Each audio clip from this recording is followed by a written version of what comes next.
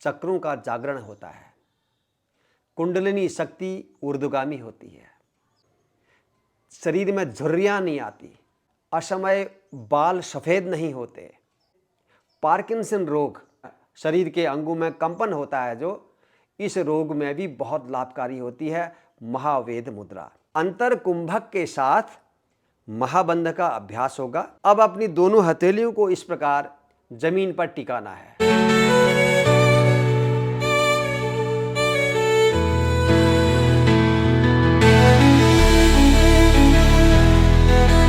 नमस्कार दोस्तों, स्वागत है आप सभी का निरोगी दुनिया चैनल में। आज हम एक महत्वपूर्ण मुद्रा के बारे में जानेंगे। हठ योग के ग्रंथों में ऐसा कहा गया है, इस मुद्रा के अभ्यास के बिना महाबंध का अभ्यास निष्फल होता है। रूप लावण्य संपन्ना यथा स्त्री पुरुषों विना महामुद्रा महाबंधो निष्फलो वेद वर्जितो। मतलब जिस प्रकार यौवन संपन्न सुंदर स्त्री पुरुष के बिना फल रहित है, वैसे ही महामुद्रा और महाबंध, इस मुद्रा के बिना ये दोनों भी फलहीन हैं। ऐसा कहा गया है हठ योग प्रदीपिका में। मतलब स्पष्ट है कि जब हम महामुद्रा का अभ्यास करते हैं या महाबंध का अभ्यास करते हैं तो उसका पूरा लाभ हमें तब मिलेगा जब हम उसके साथ इस महावेद मुद्रा का अभ्यास करेंगे। आज के इस वीडियो में हम सीखेंगे कि महावेद मुद्रा कैसे लगाएं, क्या उसकी विधि है और क्या इस मुद्रा के विशेष लाभ हैं। तो पहले जान लेते हैं कि महावेद मुद्रा के लाभ क्या होते हैं।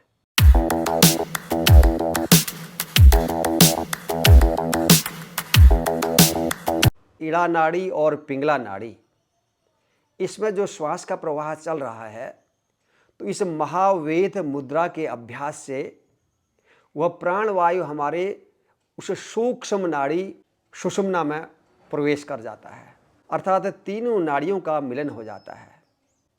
और जब सुषुम्ना नाड़ी धीरे धीरे जागृत होने लगती है तो कई प्रकार के इसके शारीरिक, मानसिक और आध्यात्मिक लाभ हमको मिलते हैं। सबसे बड़ा लाभ तो यह है, चक्रों का जागरण होता है। कुंडलिनी शक्ति ऊर्ध्वगामी होती है। और शारीरिक रूप से यदि देखें तो महावेद मुद्रा के अभ्यास से शरीर में झुर्रियाँ नहीं आती। असमय बाल सफ़ेद नहीं होते। पार्किंसन रोग, शरीर के अंगों में कंपन होता है जो, इस रोग में भी बहुत लाभकारी होती है महावेद मुद्रा। इसके साथ साथ हमारी पाचन शक्ति मजबूत होती है, जठराग्नि प्रदीप्त होती है। तो बहुत सारे लाभ हैं महावेद मुद्रा के। अब हम सीखते हैं महावेद मुद्रा का अभ्यास हम कैसे करेंगे। 3 प्रकार के बंध होते हैं, एक मूल बंध, एक उड्डीयान बंध और एक जालंधर बंध। मूल बंध के अभ्यास में हम अपनी एनएस के पास की नाभि से नीचे की मांसपेशियों को ऊपर की ओर खींच करके होल्ड करते हैं। उड्डीयान बंध के अभ्यास में हम श्वास बाहर रोक करके अपने उदर की मांसपेशियों को पीछे की ओर दबाते हैं। और जालंधर बंध के अभ्यास में हम अपने कंठ की मांसपेशियों को टाइट कर लेते हैं, श्वास को होल्ड कर लेते हैं, रोक लेते हैं। घेरण संहिता के अनुसार महाबंध इन तीनों बंधों का समूह होता है, जिसमें ये तीनों बंध एक साथ लगते हैं। लेकिन हठ योग प्रदीपिका के अनुसार महाबंध के अभ्यास में 2 बंध लगते हैं, मूल बंध और जालंधर बंध। और इसके अभ्यास के लिए श्वास अंदर भर लिया, मूल बंध लगाया, जालंधर बंध लगाया, और जितनी देर तक श्वास को भीतर रोक पाते हैं, श्वास को रोका दोनों बंधों के साथ, मतलब महाबंध के साथ। अब जितनी देर तक यह महाबंध रहेगा उतनी देर तक हमने क्या करना है, आगे की कार्रवाई देखिए आप। तो इसके लिए सिद्धासन में बैठ जाएं। बाएं पैर की एड़ी को बिल्कुल एनएस के पास, एनएस से ऊपर की ओर यहाँ लगा लें, यहाँ दबाव दे दें। और इसके बाद दाहिने पैर की एड़ी को इस एड़ी के ऊपर ऐसे रखें, इस पंजे को यहाँ इस जॉइंट में यहाँ हल्का सा धसा दें अंदर की ओर और दूसरे पंजे को यहाँ से ऊपर की ओर खींच लें।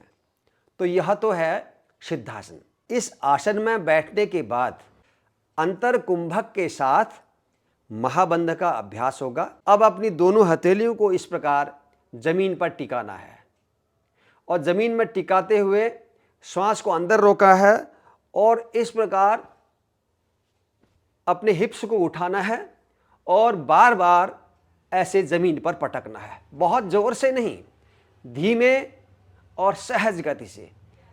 यह तब तक अभ्यास करना है जब तक आपके बंध लगे हैं और आपका श्वास अंदर रुका हुआ है। तो इस प्रकार जब हम बार बार पटक रहे हैं अपने शरीर को जमीन पर, ईड़ा नाड़ी और पिंगला नाड़ी में जो श्वास है, प्राणवायु है, वह धीरे धीरे हमारी सुषुम्ना नाड़ी में प्रवेश करने लगती है। तो हमारी सुषुम्ना नाड़ी जागृत होने लगती है।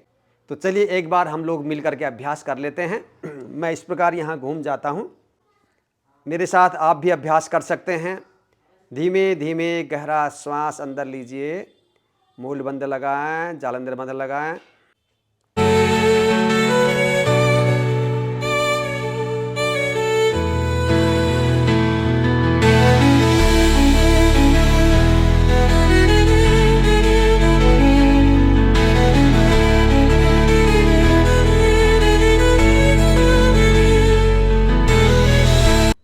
यह एक चक्र हुआ।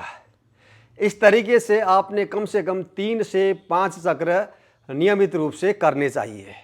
और इस अभ्यास को जैसे अभी हमने पहले बाएं पैर की एड़ी को मूलाधार में टिकाया है, उसके बाद बदल करके आप दाएं पैर की एड़ी को यहाँ टिका करके इस पैर को इधर रख करके दूसरी ओर से भी इस अभ्यास को करना है।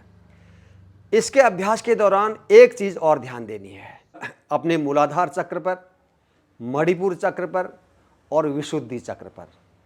जितनी देर तक आप श्वास को भीतर रोक करके इस अभ्यास को करेंगे, उतनी देर तक बारी बारी से अपनी चेतना को आपने इन तीनों केंद्रों पर लेकर के जाना है। तो यह है महावेद मुद्रा लगाने का पूरा तरीका हठ योग प्रदीपिका के अनुसार। अब थोड़ा सा भिन्न तरीके से घेरण संहिता में जो बताया गया है उसका अभ्यास भी हम कर लेंगे, अगले वीडियो में उसको देखेंगे।